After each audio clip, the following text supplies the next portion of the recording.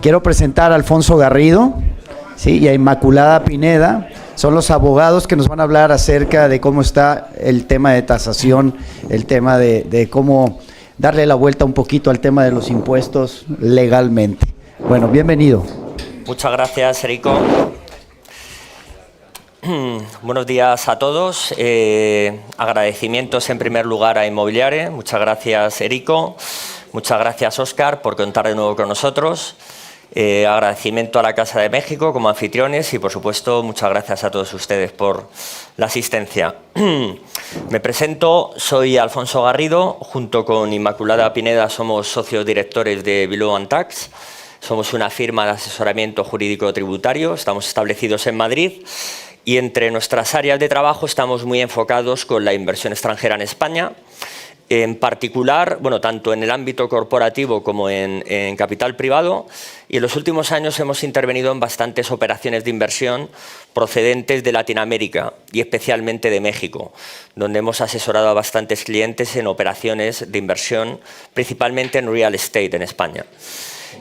Nuestra exposición se va a centrar, por un lado, en aquellas cuestiones relevantes que consideramos en lo que se refiere a una inversión origen México, destino España, en particular en real estate. Perdón, el aparatito para pasar.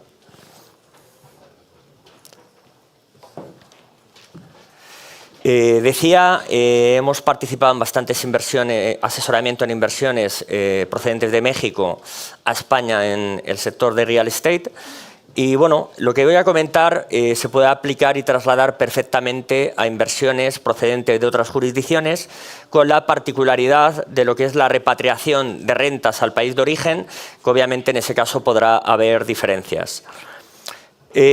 ¿Cuáles son los dos principios fundamentales que, bajo mi punto de vista, tenemos que intentar conseguir en cuanto a una estructuración de una inversión del exterior a España? Pues serían dos. En primer lugar, la minimización o reducción de impuestos. Obviamente esto es un principio obvio en cualquier inversión. Cuanto menos impuestos paguemos, mayor será la rentabilidad obtenida en la inversión realizada, ¿no? Y por otro lado, diferimiento de impuestos. Pagar más tarde es algo igualmente obvio, pero es pagar menos. Es decir, ya sea por el mero efecto de la inflación o la rentabilidad que podamos obtener por el capital que tenemos mientras no sea ingresado a la administración tributaria, pues es un objetivo también a conseguir, ¿no? En una inversión transnacional, en este caso el ejemplo México a España, tenemos dos sistemas tributarios, por un lado el mexicano, por otro lado el español, con distintas reglas y distintos tipos de gravamen. En primer lugar, indicar el impuesto con carácter general sobre beneficios existente en México para compañías es del 30%, al margen de posibles beneficios, deducciones, etc. En España, el impuesto sobre beneficios en una compañía puede estar entre el 15% para empresas de nueva creación, 23% sociedades con una cifra de negocios por debajo del 1 millón de euros, o el 25%, que es el tipo de gravamen general. Por lo tanto, una vez que se realiza una inversión en España y es en real estate, el principio general siempre va a ser que va a haber tributación en España. Y esa tributación estará entre el 15, 23, 25%, al margen de algunos regímenes fiscales especiales, como comentará posteriormente Inmaculada, que es el de la SOCIMI, ¿no? Entonces, en el momento en el cual haya un retorno a México, con carácter general, siempre vamos a tener una tributación del 30%. Por lo tanto, cuanto más tarde mandemos las rentas obtenidas en la inversión a México, obviamente tendremos un diferimiento, que es lo que estaba comentando y sería un objetivo fundamental. ¿Cómo podemos obtener este tipo de diferimiento? Nosotros habitualmente, y hablo siempre desde el punto de vista de inversiones corporativas, y siempre y cuando haya un objetivo de reinversión o de mantenimiento en España de distintos proyectos de inversión, recomendamos el establecimiento de una compañía holding entre la compañía origen del capital en México y la compañía destino de la inversión en España. espérate, aquí. Mediante el establecimiento de una compañía holding en España, que sería la que recibiría el capital para posteriormente destinarlo a uno o varios proyectos de inversión, ¿qué podemos obtener? Una holding en España por beneficios procedentes de filiales, ya sea en España o en el extranjero. Los dividendos tienen una exención del 95%. Estoy hablando del artículo 21 de la Ley del Impuesto sobre Sociedades, en donde, mediante el cumplimiento de una serie de requisitos muy básicos, principalmente más del 5% de capital, mantenimiento de 12 meses de la inversión, se puede obtener esta exención del 95%. Por lo tanto, el 5% restante quedará sometido al tipo de gravamen, que partiendo de una imposición del 25% sería una imposición efectiva del 1,25%. Entonces pongamos el ejemplo: compañía mexicana crea compañía holding en España y esa compañía holding en España tiene una inversión en un proyecto residencial, hotelero, de cualquier tipo a través de otra compañía. Cuando esa compañía tenedora del activo mande los beneficios a la compañía holding intermedia, tendremos una imposición efectiva del 1,25%, en lugar de si se manda directamente a México, donde obviamente tendremos la imposición del 30%, eso sí, aplicando los mecanismos de deducción para evitar la doble imposición. Hay que tener en cuenta también las posibles retenciones en salida desde España a México, que en particular con el convenio de doble imposición con México tenemos un tratamiento bastante positivo, ya que podemos obtener la exención en la salida de dividendos. Otra ventaja de tener una compañía holding en medio es lo que denominamos realizar un share deal. Es decir, en el mismo ejemplo que ponía anteriormente, la compañía holding tiene una filial, esta filial es la que tiene el activo inmobiliario, y en lugar de vender el activo inmobiliario a través de la compañía filial, vender las acciones de la compañía filial. Si esa compañía tiene, no tiene la calificación de sociedad patrimonial, es decir, que tenga una gestión activa, puede ser un desarrollo inmobiliario, puede ser incluso tenencia de activos a nivel residencial comercial, pero que haya una gestión de dichos activos a través de la filial, podemos obtener una exención igualmente del 95%, con una imposición efectiva del 1,25% en las plusvalías derivadas de la venta de la filial. Es decir, en el ejemplo que pongo, mediante venta de acciones, la compañía holding, obviamente abajo no habría tributación, la compañía holding tendría una imposición del 1,25% y hasta que no mandemos dividendos a México no hay impuestos. Es decir, por lo tanto, nos permite una imposición y un diferimiento del 1,25% y poder utilizar esas rentas en otros proyectos de inversión en España. En segundo lugar, el segundo de los objetivos que comentaba es el de la minimización o reducción de impuestos en España. Tanto en el inicio como en el mantenimiento como en la finalización de una inversión pueden entrar en juego distintas figuras impositivas en España. He hablado ya del impuesto sobre sociedades, impuesto sobre la renta, pero tenemos otras figuras importantes como es el impuesto al patrimonio, el impuesto a las grandes fortunas que se aprobó hace 2 años, que en principio iba a ser de carácter temporal, pero parece que se queda, no sabemos hasta cuándo, por lo tanto es algo que hay que contar y hay que planificar. Y por otro lado, el impuesto sobre sucesiones y donaciones. El impuesto al patrimonio desde hace muchos años está exento en la Comunidad de Madrid, no así en otras comunidades autónomas. Pero hace 2 años se creó el impuesto a las grandes fortunas, que explicándolo de forma somera, es un impuesto que grava la tenencia de capital por parte de personas físicas. En el caso de una inversión extranjera en España, hablo como principio general, el hecho de que se interponga una compañía en el extranjero entre la persona física que realiza la inversión y el activo en España, que puede ser un activo inmobiliario o puede ser acciones de una compañía, puede evitar este impuesto a las grandes fortunas, que puede llegar hasta ser un 3,5% del capital a partir de un capital, una base imponible de 10 millones de euros. La norma, preveyendo el uso de sociedades interpuestas cuando se realizan inversiones inmobiliarias, ha previsto como una norma antiabuso cuando se realizan inversiones inmobiliarias. Me explico. Imaginemos una persona física residente en México que tiene una compañía mexicana y que participa en un proyecto de inversión en España.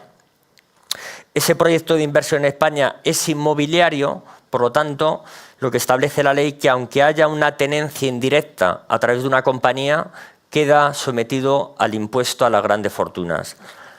¿Cómo podemos evitar este impuesto? Hay un canal de salida que es cuando el activo de la compañía extranjera la compañía extranjera tiene en el activo más del 50% de otro tipo de activos financieros inmobiliarios en comparación con el activo que tiene en España. Pongo un ejemplo. Tiene en España un activo inmobiliario de 5 millones de euros, pero en el balance de la compañía extranjera tiene activos de otra naturaleza, cualquiera que sea, por 5 millones y 1 euro, evitamos el impuesto a las grandes fortunas. Por lo tanto, hay forma de planificar y evitar este impuesto. Otro impuesto importante que hay que prever es el impuesto de sucesiones y donaciones. Al igual que comentaba antes en la Comunidad de Madrid, tenemos la suerte de que está exento, está bonificado al 99% en herencias y donaciones en línea recta de parentesco, ¿no? No así, insisto, en otras comunidades autónomas donde podemos encontrarnos con tipos de gravamen, tasas impositivas por encima del 30%. Por lo tanto, es importante planificar igualmente de cara al posible devengo de este impuesto. El impuesto sobre sucesiones y donaciones, desde el punto de vista de una inversión extranjera en España, recae cuando una persona física extranjera no residente en España detenta activos en España. Obviamente siempre y cuando los herederos no sean residentes en España. Hablo por obligación real. ¿Cómo evitamos el impuesto de sucesiones y donaciones? Que como indicaba a día de hoy en la Comunidad de Madrid no es un problema, pero bueno, puede haber cualquier modificación normativa, como ha pasado con el impuesto a grandes fortunas, que haga que se pueda devengar este impuesto en la Comunidad de Madrid. Es muy sencillo, estableciendo lo que denominamos un blocker entre la persona física en el extranjero y la inversión en España. El establecimiento de una compañía intermedia en el extranjero entre la persona física y la inversión en España evita el devengo de este impuesto. Por último,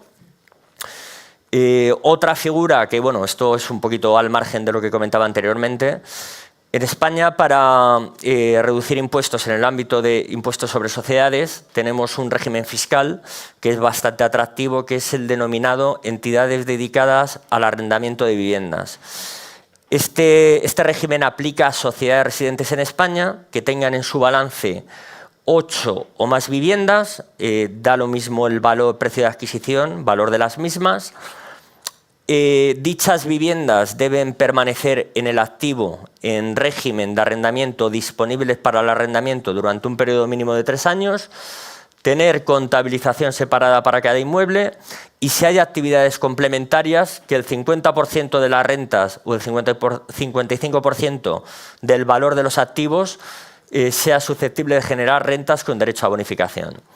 ¿Cuál es la bonificación? Pues tener un tipo impositivo efectivo en lugar del 25%, del 15%. Bueno, esto es todo por mi parte. Doy paso a mi compañera Inmaculada Pineda, que comentará el régimen de las SOCIMIs. Muchas gracias.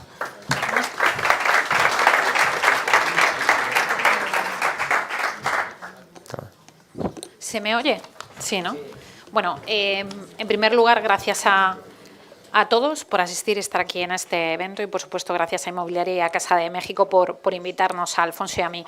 Yo os voy a hablar del régimen SOCIMI, que es un régimen que ya tiene cierta seniority o antigüedad en el sistema jurídico español y que fue aprobado en el año 2009 y vino a introducir en el mercado inmobiliario español lo que se conoce como REIT, los Real Estate Investment Funds, que son instrumentos de inversión en el mercado inmobiliario y que ya existían en nuestro entorno y que todos tienen un denominador común, cuál es que la tributación se traslada al accionista en lugar de que tenga que tributar el propio vehículo.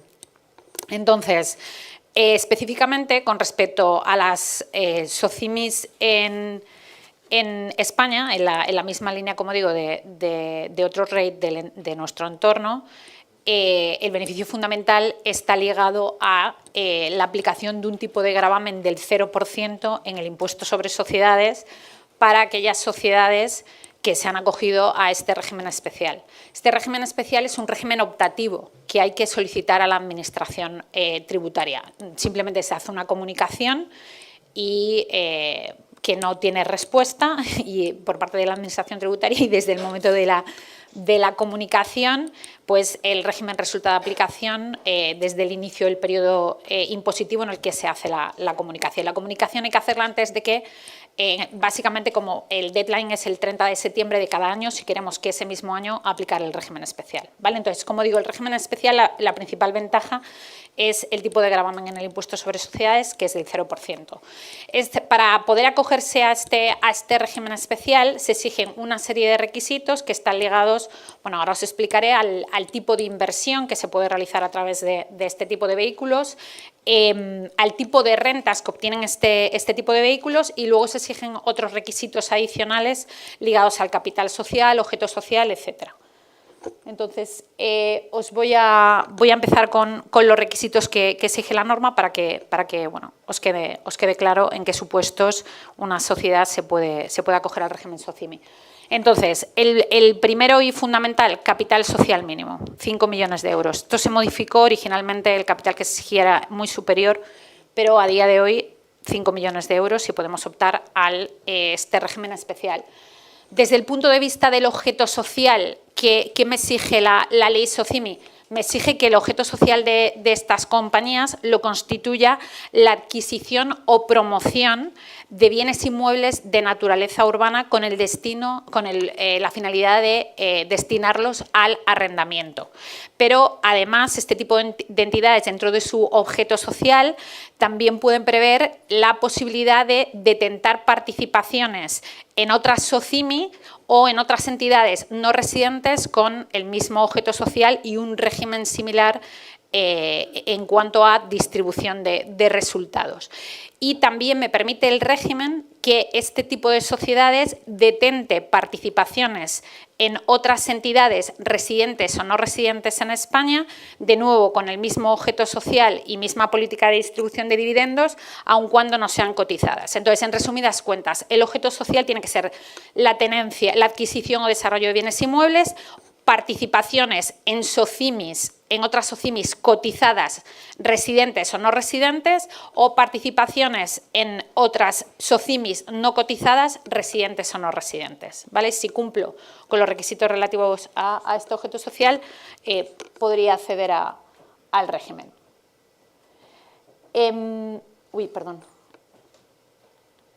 Vale. Desde el punto de vista de la inversión, que exige el régimen especial está en la misma línea del objeto social, ¿no? Este tipo de entidades tienen que invertir sus recursos, al menos el 80%, en bienes inmuebles de naturaleza urbana destinados al arrendamiento.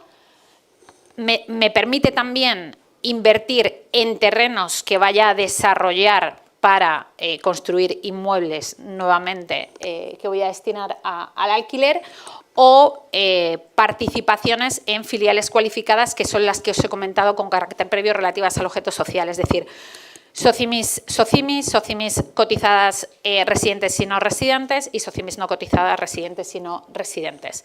Entonces, el 80% del activo de estas entidades tiene que estar invertido en estos elementos patrimoniales, y la ley me permite que el 20% restante lo invierta en la realización de otras actividades sin que ello implique pues que quede fuera del régimen especial. Un requisito importante que hay que tener en cuenta es que los inmuebles que integran el activo tienen que estar destinados al arrendamiento o arrendados durante un periodo mínimo de 3 años. Pueden estar ofrecidos en arrendamiento igualmente durante un periodo máximo de 1 año y este año computa a los efectos de los 3 años de periodo de tenencia. Igualmente, este requisito de mantenimiento de 3 años es exigido para las participaciones, como he comentado antes, en SOCIMIs cotizadas residentes y no residentes y las no cotizadas en residentes o no residentes, ¿vale? El régimen me exige además, coherentemente con las inversiones que requiere, que las rentas que obtienen estas entidades procedan al menos el 80% o bien del alquiler de estos inmuebles de naturaleza urbana que tengo que destinar al arrendamiento, o bien de dividendos que procedan de estas filiales cualificadas, ¿vale? Es decir, al menos el 80% de las rentas que obtienen estos vehículos de inversión tienen que proceder de estas fuentes de renta.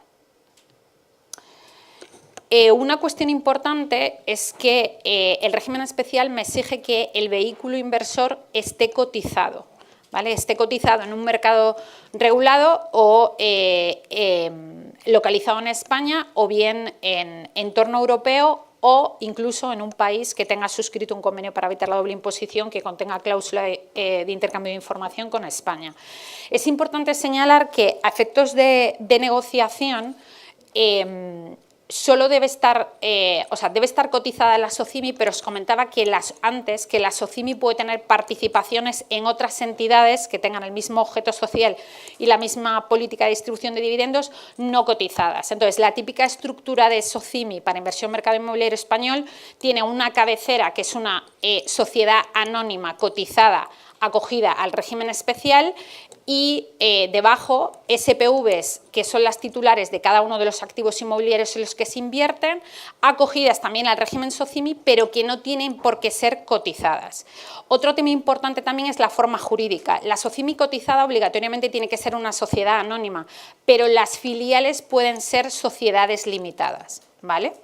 Entonces, otro dato y otro factor importante a tener en cuenta, la cuestión relativa a la cotización. Luego, se exige que este tipo de sociedades acogidas al régimen especial, las acciones sean nominativas obligatoriamente y solo haya un tipo de acciones y reconozcan los mismos derechos de carácter económico y político a los accionistas, ¿vale? Como os comentaba al principio, este tipo de instrumentos, los REIT, trasladan la tributación al sede del socio, no hay tributación en sede del vehículo. Entonces, esto tiene una contrapartida, ¿cuál es? Que el régimen especial me establece la obligatoriedad de distribuir resultados, ¿vale? Entonces, de distribuir los resultados, obviamente, a los accionistas, los beneficios. Entonces, atendiendo a el origen de las rentas, el porcentaje de distribución obligatoria que se establece es distinto. Entonces, si las rentas que obtiene la SOCIMI proceden de dividendos en participaciones cualificadas, que comentaba antes, la SOCIMI tiene la obligación de repartir el 100% de las rentas, ¿vale? Con respecto a rentas que procedan de la transmisión de los elementos patrimoniales que cualifican para aplicar el régimen SOCIMI, me exige que distribuya solamente el 50%, pero el otro 50% lo tengo que reinvertir nuevamente en activos cualificados en un plazo de 3 años. Y luego, para el resto de rentas, me establece la obligación de distribuir el 80%. ¿Vale? Bueno, esto es lo que os comentaba antes, tipo de gravamen del 0% en el impuesto sobre sociedades. En lo que atañe a la declaración del impuesto sobre sociedades, plazos de presentación, etcétera, no hay ninguna particularidad. Y sí que es importante tener en cuenta un gravamen especial que se establece en 2 supuestos distintos, para dividendos distribuidos y para dividendos no distribuidos. Entonces, con respecto a beneficios distribuidos, el régimen especial establece un gravamen del 19% sobre los dividendos que se distribuyan siempre y cuando se cumplan los siguientes requisitos. Es decir, la SOCIMI reparte beneficios a los accionistas y estos beneficios estarán sujetos al 19% siempre que se cumplan simultáneamente los siguientes requisitos.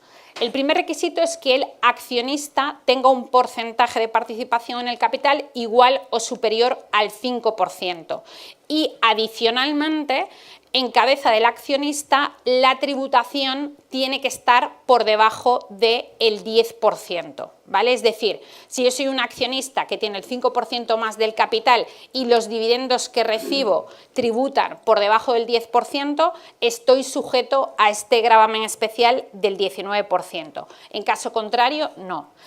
En cualquier caso, la normativa establece supuestos de exención en los cuales, aun cuando se cumplan estos requisitos, 5% y tributación por debajo del 10%, no existe este gravamen especial del 19%, que fundamentalmente se tratan de los siguientes supuestos de exención del gravamen especial. El primero es cuando el accionista que recibe el dividendo esté acogido a la ley SOCIMI, es decir, como os comentaba, en la estructura que os comentaba antes, una SA localizada en España y debajo con SPV, sociedades limitadas, cada una titular de un activo inmobiliario, acogidas todas al régimen SOCIMI. Si las filiales reparten a la SOCIMI SA, obviamente no se aplica, no resulta de aplicación este gravamen especial. O sea, obtendrían beneficios las SPVs al 0%, distribuyen el beneficio, llegan a la SAU al 0% sin ningún tipo de imposición adicional, ¿vale? Y el segundo supuesto en el que no resulta de aplicación el gravamen especial es en aquellos casos en los que el accionista sea una sociedad no residente que tenga el mismo objeto social que las SOCIMIs, que os comentaba antes, y con una política similar de distribución de dividendos. Pero en estos casos me exige la tributación de al menos el 10%, ¿vale? Entonces, cuando reparto entre SOCIMIs no tengo el gravamen especial, si reparto a sociedades no residentes, tengo que tener cuidado con el tema de la tributación en sede no residente de al menos el 10%. Y luego, desde el 1 de enero del 2021, la normativa que regula esta figura introdujo un gravamen especial sobre dividendos no distribuidos, ¿vale? Entonces, básicamente este gravamen especial, ¿qué significa? Significa que aun cuando cumpla con los requisitos, con el requisito relativo al porcentaje que tengo obligación de distribuir, que os comentaba antes, 100% en el caso de dividendos, 50% en el caso de ganancias de capital, 80% en el resto de los casos, si no reparto el 100% de los beneficios que obtengo, estoy sujeto a este gravamen especial del 15%, ¿vale? Y como digo, en todos los supuestos, aquí no se establece ningún requisito en cuanto a porcentaje de participación ni lo que daña tributación efectiva del que recibe el dividendo. Y luego, con respecto a las retenciones, simplemente a tener en cuenta que la distribución de dividendos está sujeta a retención como cualquier otra sociedad, sin ninguna particularidad. Ahora bien, en los supuestos de exención que comentaba antes del gravamen especial en distribución de dividendos, tampoco hay retención. En el ejemplo que os ponía antes, una SPV reparta su SOCIMI. Ahí no habrá ni el gravamen especial por distribución ni tampoco habrá una retención en el reparto del 19%. Como os decía, el beneficio llegaría libre de impuestos a la matriz SOCIMI. ¿Cuál es el régimen fiscal de los accionistas de estos vehículos inversores? Desde el punto de vista de las personas físicas no hay ninguna particularidad, tanto sean si son residentes en territorio español o no residentes en territorio español. La tributación es exactamente igual que la que tendrían si participasen en cualquier otro vehículo inversor en España. Con respecto a los no residentes, habrá que tener en cuenta, en el caso de inversores mexicanos, lo que establece el convenio para evitar la doble imposición firmado entre España y México, que como sabéis, en lo que atañe al reparto de dividendos, si yo participo a través de una sociedad localizada en México que tiene al menos el 10% del capital, no hay retención en la distribución de dividendos, ¿vale?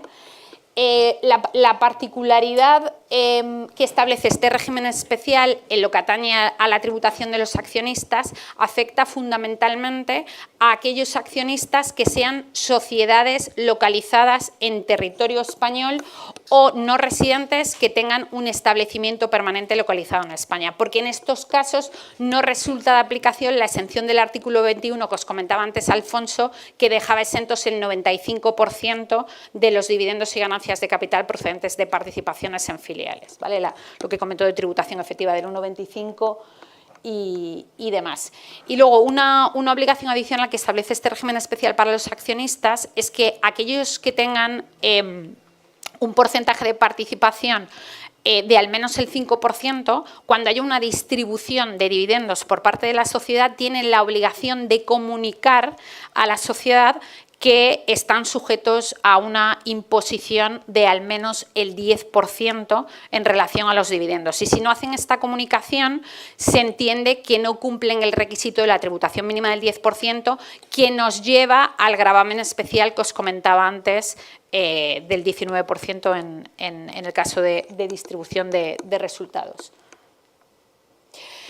Otro beneficio fiscal ligado a este régimen especial, que es interesante que nos paremos, es el relativo a la reducción que se establece del 95% en el impuesto sobre transmisiones patrimoniales y actos jurídicos documentados cuando se adquieren viviendas que se van a destinar al alquiler a través de estos vehículos. ¿Por qué menciono esta cuestión? Porque el ahorro ligado a esta reducción puede cubrir prácticamente todos los costes o una parte importante de los costes ligados a la implementación de este tipo de vehículos, ¿no? Este tipo de vehículos, como comentaba antes, la normativa establece la obligación de que estén cotizados y, por lo tanto, lo que es el coste del setup puede ser relevante dependiendo del monto de la inversión. Pero con este beneficio fiscal y siempre y cuando el vehículo se destine para adquisición de residencial, con el ahorro ligado al impuesto, que como sabéis en la Comunidad de Madrid el tipo de gravamen en la adquisición de vivienda es del 6%, pues puede cubrir una parte muy importante de los costes de setup. Y solo por eso pues ya hace interesante el vehículo, ¿no? Bueno, aquí os explicamos los supuestos en los que la sociedad acogida al régimen especial puede ser expulsada del régimen especial, que básicamente están ligados al incumplimiento de los requisitos que os comentaba antes relativos a negociación, inversión y rentas, ¿no? y la composición de las rentas. Entonces, ¿cuáles son los supuestos en los que el vehículo quedaría expulsado del régimen? La exclusión de negociación en mercados regulados, el incumplimiento sustancial de una serie de obligaciones de información que establece la norma que se deben incluir en la memoria cuando se aprueban las cuentas anuales de este tipo de sociedades, la falta de acuerdo de distribución de los resultados o la falta de pago. Os comentaba antes que este tipo de vehículos llevan aparejados la obligatoriedad de distribuir los resultados de la compañía. Obviamente, si se renuncia al régimen especial y el incumplimiento de cualquiera de los requisitos que establece la ley SOCIMI que os acabo de explicar. ¿Qué pasa si incumplo? Bueno, pues que estoy fuera 3 años del régimen especial y no puedo volver a solicitarlos. Y en determinados supuestos se establece la posibilidad de subsanar el incumplimiento en el ejercicio posterior. Vale. Por mi parte nada más. No sé si tenéis alguna pregunta. Sí. Reducción del 95% de viviendas de alquiler solamente es para viviendas en la Comunidad de Madrid. No, en cualquier sitio. Una diferencia fundamental del régimen SOCIMI frente al régimen que ha comentado antes Alfonso, el régimen especial de entidades dedicadas al arrendamiento de vivienda, es que el régimen SOCIMI me permite invertir en inmuebles dentro o fuera de España. y da absolutamente igual, obviamente, la comunidad autónoma. En el régimen especial de entidades dedicadas al arrendamiento de vivienda es obligatorio que los activos estén localizados en territorio español. Con respecto a esta bonificación en el impuesto sobre transmisiones patrimoniales, obviamente afecta a todo territorio español. No está restringida a la Comunidad de Madrid. Viviendas en el norte de España, en Asturias, por 10.000 euros, ¿no? Y que se pueden poner supuestamente en arrendamiento, con 8 viviendas son 80.000 euros y ya puedes acceder a esta reducción. Vamos a ver, esta reducción está prevista para el régimen SOCIMI. El régimen SOCIMI no me exige un número de activos mínimo. Puedo invertir en un activo. El propio régimen excluye esta posibilidad teniendo en cuenta los costes ligados al establecimiento. Insisto, me exige que al menos la cabecera sea cotizada y eso tiene una serie de costes y obviamente para invertir un inmueble en Asturias por ese monto no te aconsejo que crees una SOCIMI. Entonces ahí habría que ir a un régimen como el que os comentaba Alfonso si al final vamos a cumplir con el requisito mínimo de las 8 viviendas en alquiler. Pero esta reducción del 95% está prevista para la SOCIMI. Sí, para sí. Alfonso. Mínimo de 5 millones de euros. Sí, eso. Alfonso, una pregunta para ti. Están hablando mucho... Sí. Una duda que he escuchado entre inversionistas mexicanos es el tema de qué criterio se toma para considerarte residente fiscal en España, ¿no? Y específicamente por el temor de ver si les aplica el impuesto de la solidaridad de grandes fortunas o no. Por un lado, hay criterios que dicen, mira, en orden jerárquico, el de superioridad está el convenio de doble imposición, el cual dice que si mi principal fuente de ingresos es en México, yo soy residente fiscal en México, así viva 11 meses al año en Madrid. Hay otro criterio que dice, no importa qué hagas y de dónde recibas tus ingresos, si estás 6 meses y 1 hora en España, ya eres residente fiscal en España. Entonces, ¿cuál es su opinión? Vamos a ver, los criterios de residencia fiscal se establecen en la normativa interna española, artículo 9 de la ley del IRPF y en el artículo 4 del convenio para evitar la doble imposición firmado entre España y México. Para la Administración Tributaria Española, el convenio para evitar la doble imposición firmado entre España y México tiene prioridad sobre la normativa interna española. ¿Esto qué quiere decir? Que si yo soy residente fiscal de acuerdo con los criterios del convenio, en México, la Administración Tributaria Española va a respetar. ¿Cuáles son los criterios de residencia fiscal que establece el convenio con México? Porque la regla de los 183 días es una regla de normativa interna española, ¿vale? No es una regla que esté en el convenio. Entonces, como he dicho, para la Administración Tributaria Española, prioridad los requisitos del convenio. Entonces, ¿qué dice el convenio para evitar la doble imposición firmado entre España y México, que sigue el modelo de convenio de la OCDE? El convenio con México establece lo que se llama unas tiebreaker rules, es decir, no son criterios alternativos de residencia como los de la normativa interna española. ¿Esto qué significa? Que se establece, como en el tenis, unas reglas de desempate que tienen un orden jerárquico que hay que respetar. Es decir, si yo soy residente fiscal por aplicación de la primera regla en México, se acabó la discusión. Entonces, ¿cuál es la primera regla que me establece el convenio? Vivienda permanente a disposición. Entonces, lo que dice el convenio es que una persona física será residente fiscal en México o en España dependiendo de dónde esté su vivienda permanente. Si la vivienda permanente está en México, será residente fiscal en México. ¿Qué significa vivienda permanente? Una vivienda en propiedad o una vivienda en alquiler, una vivienda que tengo a mi disposición para vivir. Si la tengo en México y no la tengo en España, soy residente fiscal en México y se acabó la discusión, aunque esté en España más de 183 días, que como digo, esto es un criterio de la normativa interna española. Supongamos que tengo vivienda en México, pero además tengo una vivienda en España porque me gusta España y me he comprado una casa. Entonces, me tengo que ir al segundo criterio, que habla de núcleo de intereses vitales. Entonces, lo que dice el convenio con México es que la persona física será residente fiscal en aquel país en el que tenga el núcleo de sus intereses vitales. ¿Qué significa núcleo de intereses vitales? Núcleo de intereses vitales no solamente se refiere a dónde obtengo mi renta, dónde tengo mis activos, sino también dónde están mis vínculos familiares, sociales, etcétera. ¿vale? De manera que si yo soy un mexicano que tengo a mi familia en México, que voy al club en México, estoy asociada a esta asociación, estoy al gimnasio en México, digamos que mi entorno familiar, mis activos, la mayoría lo tengo en México, mis rentas en México o fuera de México, pero no en España, seré residente fiscal en México, y vuelvo a lo de antes, y da igual que esté más de 183 días en España.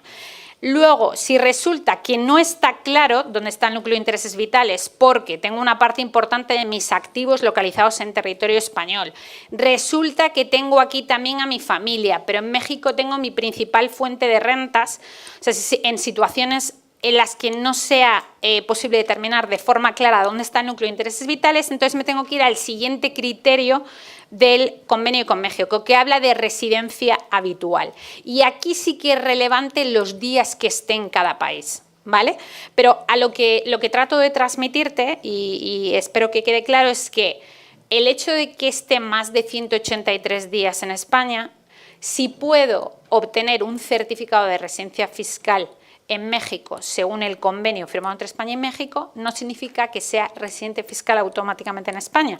Soy residente fiscal de acuerdo con normativa interna, pero como decía antes, para la Administración Tributaria Española tiene primacía lo que dice el convenio. Es más, acaban de salir el año pasado, a finales del 2023, varias sentencias del Tribunal Supremo en la línea de que la Administración Tributaria Española no puede cuestionar certificados de residencia fiscal emitidos por otras autoridades tributarias en base a convenio. Es decir que, como he dicho, aunque esté más de 183 días en España, no necesariamente soy residente. Es recomendable, sobre todo en este perfil de inversores que estamos comentando, que su principal fuente de renta y patrimonio seguramente no esté en España, esté fuera de España, México, Estados Unidos, etcétera. Que no estén más de 183 días aquí. Esto a efectos prácticos, porque te quitas posible comprobación y comparación de los requisitos que comentaba Inmaculada. Si no tienes patrimonio y no estás más de 183 días, es probable que no te consideren residente.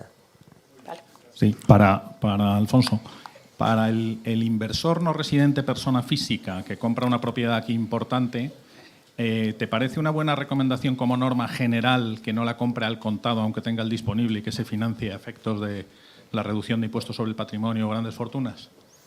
Bueno, efectivamente es una forma de, en el caso de que se devengue el impuesto, que no podamos evitarlo con el sistema de activos que comentaba anteriormente, es una forma de reducir, obviamente, y poder no llegar a lo mejor a la base imponible de 3,7 millones, que es el importe a partir del cual se paga el impuesto. Obviamente, si la propiedad ha costado 5 o 6 millones, por poner un ejemplo, y bajamos el valor neto por la financiación, nos quedaríamos fuera al margen de cuestiones de índole financiera, nos quedaremos fuera del impuesto. Sí, sería interesante. Bueno, el umbral a considerar para un no residente son 3,7. 3.700.000 euros de inversión neta. Vale, Alfonso, ¿cuál es la situación actual de la Golden Visa con todo lo que están hablando ahora de los cambios que va a haber? Bueno, muy rápidamente, hace, no sé, creo aproximadamente un mes, el presidente del Gobierno anunció en una rueda de prensa que iban a eliminar la Golden Visa para inversión inmobiliaria. Se supone que para inversión en depósitos, acciones, etcétera, se mantiene. Todavía no hay nada al respecto, es decir, se supone que deberán sacar algún tipo de proyecto de ley, pero a día de hoy no ha salido nada. Alegaban que la Golden Visa estaba alterando el precio de la vivienda en España, lo cual es absolutamente ridículo porque más o menos estadísticamente desde el año 2012-13, en 10 años, bueno, 11 años, creo que Golden Visa por inversión inmobiliaria han sido 11.000. No sé, los datos del año pasado de inversiones en vivienda, lugares, etc., han sido 110.000 transacciones. Es decir, no tiene sentido alguno que la Golden Visa pueda alterar. Aparte es a partir de 500.000 euros, es decir, el perfil medio-bajo que adquiere vivienda está por debajo de los 500.000 euros. Pero bueno, al margen de la Golden Visa se puede acceder a la residencia en el caso de que la eliminen, por la visa no lucrativa, que es un sistema de acceso bastante fácil, más fácil que la Golden Visa, la visa para emprendedores, que puede ir acompañada de la ley beca, es decir, hay otros sistemas para poder obtener residencia en España. Sí, aparte habrá que ver en qué términos se elimina la cuestión relativa a inversión inmobiliaria, si con carácter general o solamente para inversión directa, es decir, no a través de vehículo societario, pero de momento no hay nada. Una pregunta. ¿Una persona física residente en México puede invertir como tal en una sociedad española o participar en inversiones? ¿O tiene que hacerlo a través de una holding y demás? Sin problema. Lo puede hacer de forma directa. Ponemos el ejemplo de inversión a través de estructura corporativa, que suele ser interesante, obviamente, cuando hay un conjunto de inversores o cuando por el monto de la inversión aconseja tener en cuenta pues, determinadas figuras impositivas que comenta antes, ¿no?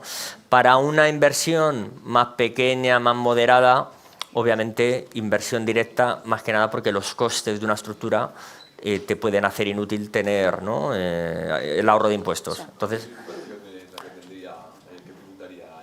¿él participaría en una inversión en la sociedad aquí o bien? Depende de si obtiene dividendos, depende de si por la ganancia de capital. Habría que ver efectivamente si por el valor de la inversión puede quedar expuesto al impuesto a las grandes fortunas, etcétera. Pero vamos, básicamente, Inma, si no recuerdo mal, dividendos de 19%. Persona física, no, pero con el convenio México-España era el 5%, ¿no? Creo, por ciento. Sí, creo que sí. Pero bueno, si no lo veo ahora, no. Después tendrá su imposición en México, es decir, que los impuestos que pague en España se aplicará la deducción por doble imposición en México, que aquí siempre van a ser inferiores a lo que le toque pagar allí. Por lo tanto, lo que paga aquí es un anticipo de impuestos. Por normativa interna es el 19%. Por normativa interna española. Sí, es un NIE, eso es un trámite de un registro, un número fiscal, básicamente. Sí. Sí, al final ahí lo relevante es la imposición que tengas en el país de residencia. Un poco la retención te da igual, porque bueno, te da igual hasta cierto punto, pero si al final tú en México tienes que tributar al 30% y aquí tienes una retención del 19%, te da igual. O sea, te la vas a deducir en México. La imposición final que vas a tener es la que tengas en México, no la que tienes aquí. Cuando, ya te digo, cuando el monto de la inversión es de un determinado importe, sí aconseja porque te puedes ahorrar determinados impuestos, y, obviamente. Pero, como digo, para una inversión pequeña, tener una estructura a veces tiene un coste, ¿no? Entonces a veces no merece la pena. Sí. Bueno, muchas gracias. Gracias.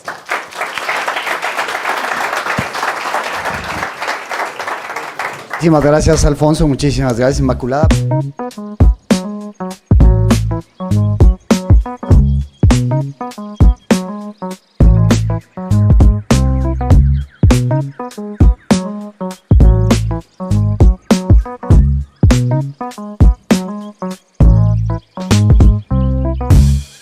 Thank you.